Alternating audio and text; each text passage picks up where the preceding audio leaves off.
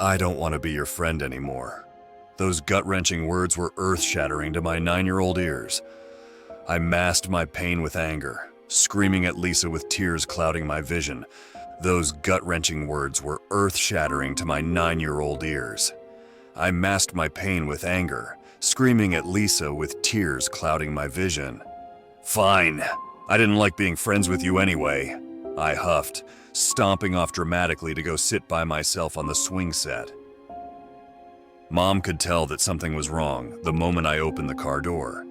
"Mallory, is everything okay? It looks like you've been crying," she said after allowing me a moment to strap myself in. "I'm fine. Are you sure? You know you can come to me with anything, okay?" I nodded, turning to the window to gaze out at the vehicles whizzing past. The remainder of the ride was marred by a tense silence. I bolted to my room the moment the car rolled to a stop. I locked my door and buried my face in my pillow, fat, sloppy tears seeping into the fabric. Suddenly, white-hot rage enveloped me. Who did Lisa think she was? Did she think she was better than me? Well, I'd show her. I raced to my plastic picnic table, plopping down on the bright yellow bench and retrieving my crayons and printer paper. I was determined to show Lisa exactly how she'd made me feel. I scribbled furiously at the page, my masterpiece gradually coming to fruition. I put the finishing touches on my demented portrait, drawing a pronounced black X where each of Lisa's eyes should have been. I placed the crayon beside the page, admiring my handiwork. The gruesome scene depicted Lisa's body being crushed by the massive tires of a truck, her head completely separated from her flattened form. I couldn't wait to hand it to her at school. I awoke the next day in a chipper mood. I was ready to make Lisa pay. Only I'd never get the chance. Lisa was absent. One day turned into 2, then 2 to 3. I'd be lying if I said I wasn't a tad bit worried about her. Where was she? On the 3rd day, we finally received an answer. Mrs. Allen stood before the class, holding back tears. "So I know that you've all been wondering where Lisa has been." She took a moment to compose herself as whispers erupted among us. "I've received the tragic news that Lisa has passed away." Mrs. Allen burst into tears, unable to hide her devastation any longer. The whole class fell silent. A few of the girls started bawling their eyes out. I just sat there in dumbstruck shock as an empty pit manifested in my stomach. This couldn't be happening. Yes, I was pissed at her, but Lisa didn't deserve to die. We had a sub for the rest of the day. Some of the inconsolable kids were picked up by their parents. I was left to process the sickening reality that the only real friend I'd ever had was gone.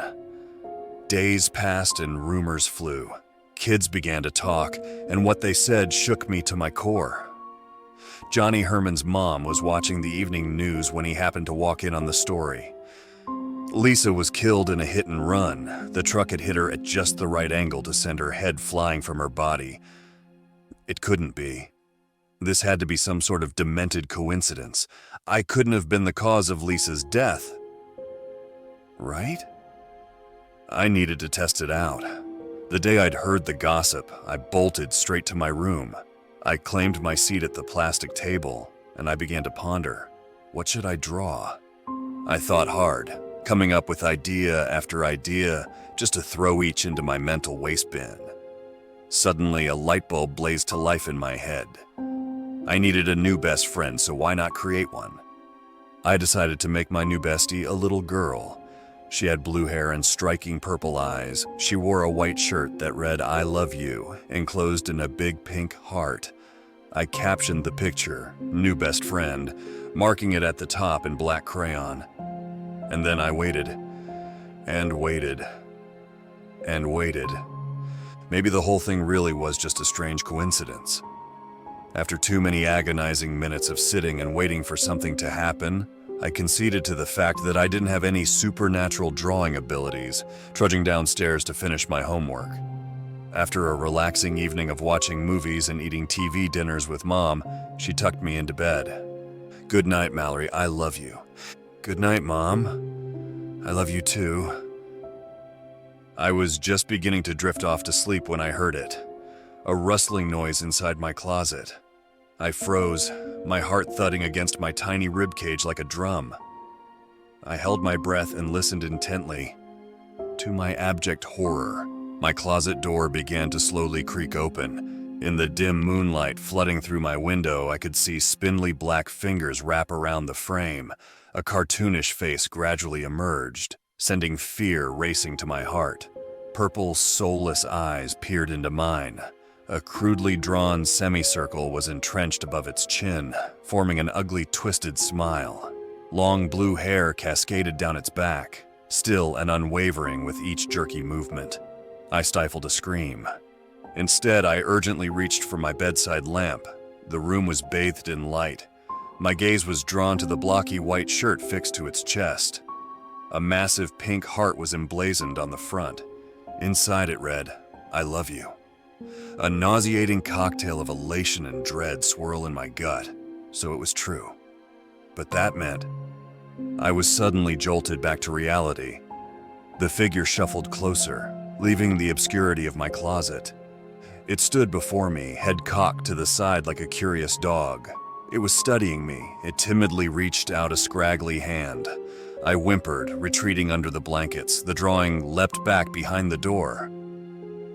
It peeked at me apprehensively, poking its bulbous head from its perceived safe haven. Gradually, I shed the covers, and our eyes connected. Though she was born from crayon and paper, I thought I could make out some sort of emotion behind those dark, uneven orbs.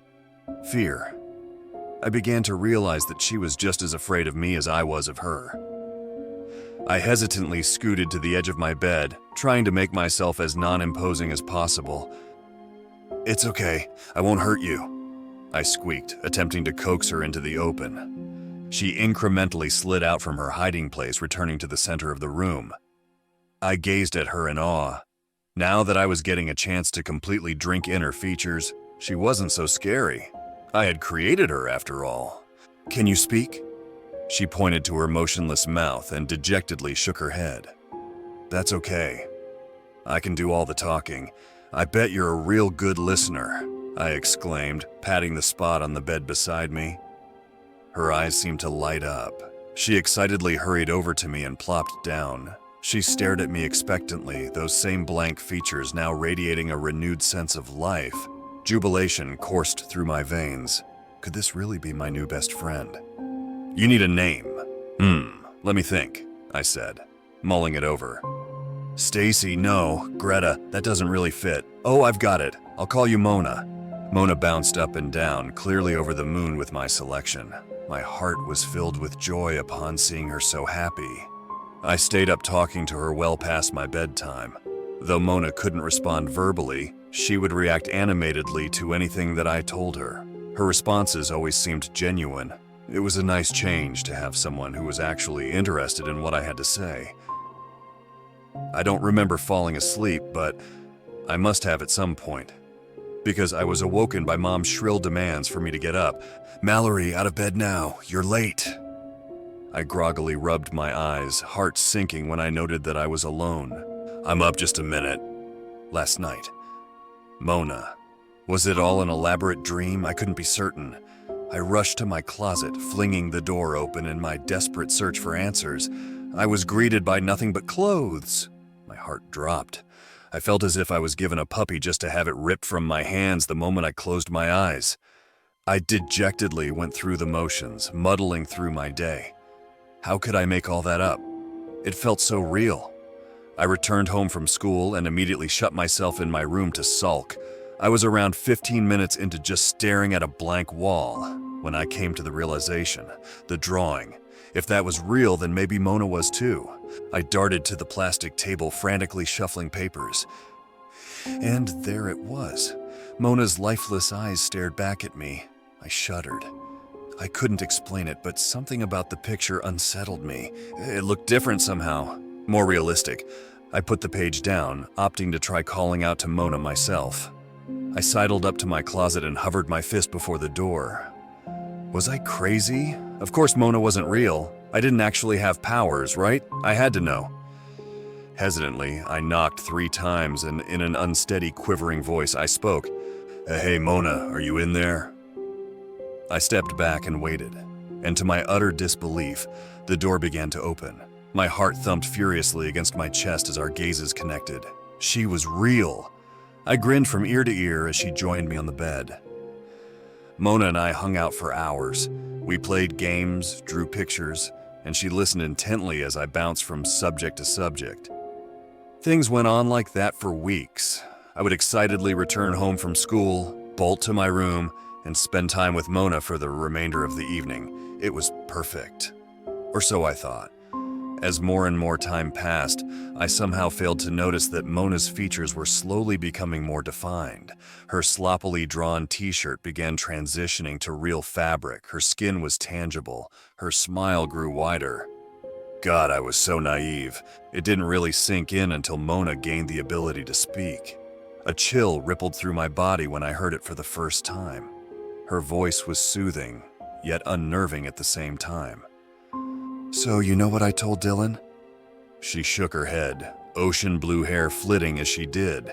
I told him you are real, Mona. She pointed a finger at her chest. Mona. I stared at her, mouth agape. I was paralyzed. Did you just speak? She gleefully nodded, her cheeks flushing with color. Mona, that's awesome. Say something else. She excitedly thrust a finger toward me. Mallory. That's right, Mona. I'm so proud of you, I shouted, throwing my arms around her. She felt warmer than I remembered. Knock, knock, knock. Mallory, who are you talking to in there? Unlock this door right now, young lady. Panic struck my chest like a lightning bolt. Sorry, Mom, just a second. I turned to Mona, but she had already disappeared. I begrudgingly approached the door and let Mom in. Her visage was contorted in a cocktail of worry and confusion. Mallory, I thought I asked you not to lock that door. Now, who were you just talking to? I stared at my feet. Mona. Who's Mona? My friend, Mom. She lives here. Mom's brows furrowed. I watched the confusion melt away as she mulled over my words. All right, sweetie. You and Mona really need to spend more time outside. You've been in here too much lately. Okay, can you leave now? I want to play with her some more. Mom was visibly taken aback at my request, but she obliged. A pang of guilt stabbed me through my heart like a butcher knife as she left. I'll let you and Mona get back to it, but I want you in bed by 10, got it? Yeah, all right, I'll do it, I huffed, crossing my arms. Once the door clicked shut, Mona peeked her head out from under my bed. Mom gone? Yeah, Mona, she's gone. She slid out from the bed, rejoining me. Mona, sleep in bed? Yeah, you can sleep with me. We just have to make sure that Mom doesn't find out. No Mom. That's right, Mona, no Mom. Mona and I began to develop a real connection. She shared the bed with me every night going forward. Whenever I wasn't at school or being forced out of my room by Mom, I was hanging out with Mona. Her and I became intertwined, and her characteristics, both physical and emotional, became more human with each passing day. Things were going great, until Mona's hair color changed. Mallory, time for school. Mom, I'm up, I yelled, a twinge of annoyance seeping into my words. Good morning, Mo. I paused. Mona's hair was no longer that deep shade of blue that I'd fancied so much. Now it was brown, just like mine. Mona yawned, stretching her arms high in the air. Morning, Mallory. Mona, did you change your hair color? Yes, she bashfully admitted, averting her gaze. Why? How? Wanted to be pretty like Mallory, drew on paper, she said, pointing to the plastic table. Mona, that's sweet, but you're pretty. I liked your blue hair. Oh, Mona ugly now? Tears began to well in her eyes. Of course you're not ugly. That's not what I meant. Mallory, get up now. Mom, I'm up. Give me a second. I turned to Mona. I need to go to school now, but we'll talk about it when I get home, okay? She nodded and watched in silence as I prepared to go about my day. Mona going to miss Mallory, she said as I walked out the door. I'm going to miss you too. My eyes kept darting to the clock throughout the school day. Something didn't feel right. Mona had never told me that she'd miss me before. and she changed her hair to the same color as mine? Something felt wrong. I beelined for my room the moment I got home. I had to get to the bottom of whatever was going on. Mona, where are you? Mona here. A soft voice responded from beneath the bed. Slowly, she emerged, greeting me with a huge smile. Her hazel eyes glimmered with excitement. Wait, Hazel? I have hazel eyes. Mona, what did you do to your eyes? She proudly held up the picture I'd drawn weeks prior. She'd furiously scribbled over the figure's eyes in brown crayon so that the purple was no longer visible. Mona looked like Mallory now. Mallory like... I paused for a long moment, really taking an opportunity to soak in her appearance. Mona was right. She looked scarily similar to me, almost to the point that you could have mistaken us as twins. Mona, you need to stop changing the picture, okay? I like you how you are. Okay, how's school? She asked, placing the drawing on my bedside table. It was good. I'll tell you about it, I said, plopping down next to her as the tension in the atmosphere dispersed. I went to sleep that night feeling closer to Mona than ever. She just wanted to be like me. That wasn't a bad thing, right? I should have seen the writing on the wall. I woke to find a pair of cold hands wrapped around my throat. A shadowy figure had me pinned down, unforgiving, icy fingers choking me with relentless force. As my eyes adjusted to the darkness, my heart plummeted into my gut. Mona, I wheezed, desperately clawing at her hands. Mona hate being alone. Mona hate Mallory. Mona going kill Mallory. I shuddered. Her changes to the drawing, it all made sense. Mona was planning to replace me. Please, I sputtered. Something wet dripped onto my forehead. Mona, sorry. I could feel my life fading. I had to do something, and fast. I grappled for anything I could use as a weapon. And that's when my fingertips grazed the paper lying on my nightstand. I laboriously inched it closer and closer until... Got it! I held the drawing in front of Mona's face. Her eyes grew wide as dinner plates. Mona just wanted to be a real girl, she whimpered. All she could do was watch as I tore the page down the middle. Suddenly, I was free. Mona had vanished, wisped into the dark, never to return. Tears flooded down my cheeks as I violently gasped for air. I stayed there for a long time, sobbing uncontrollably. I had almost died and lost two of my best friends in the span of less than a month. A sudden sense of ambition crashed over me like a tidal wave. I couldn't take any chances. I needed to be absolutely sure that Mona was gone for good. I scooped up all of my drawings from the plastic table and retrieved the lighter Mom kept in the kitchen, rushing out the back door. I set the pictures ablaze and watched as the smoke billowed high into the cool night air. Mallory, what are you doing out here? Mom placed a hand on my shoulder and spun me around to face her. She gasped upon seeing my face. Mallory, what happened? Your neck, it's all bruised. Who did this to you? Tears welled in the corners of her eyes as I choked out a strained excuse. I don't know. I woke up like this. I know that Mom didn't believe me for a second, but it was the best explanation I could offer without being sent to the loony bin.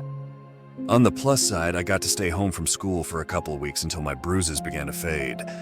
Mom told Mrs. Allen that it was pneumonia. No one questioned it. When I did finally return to class, my heart nearly burst with elation. I hurriedly hung my backpack on its hook and claimed my seat, right next to a grinning Lisa.